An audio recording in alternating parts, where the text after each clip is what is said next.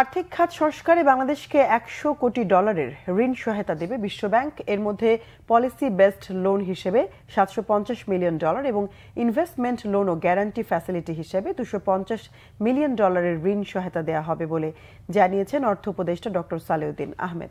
সকালে সচিবালয়ে বিশ্বব্যাংক প্রতিনিধিদের সাথে এক আলোচনা শেষে সাংবাদিকদের এই কথা জানান তিনি।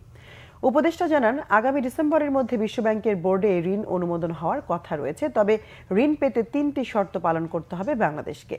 এদিকে কেন্দ্রীয় ব্যাংক জানিয়েছে, বেসরকারি খাতে অ্যাসেট ম্যানেজমেন্ট কোম্পানি করা, আন্তর্জাতিক মানদণ্ডে খেলাপি ঋণের নতুন সংজ্ঞায়ন করা, নতুন গঠিত টাস্কফোর্সের অডিট ফার্মের কার্যবিবরণী বিশ্বব্যাংকে উপস্থাপন করার শর্ত মানতে হবে বাংলাদেশকে।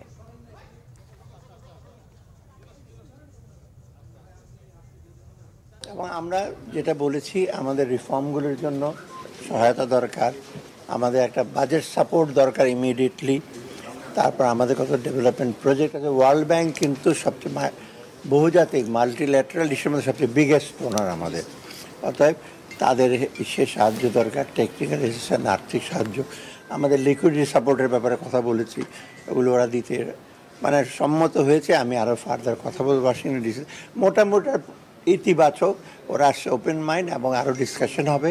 বাট ডিসকাশনটা মেইনলি আমরা কীভাবে ইমপ্লিমেন্ট করবো সংস্কারগুলো।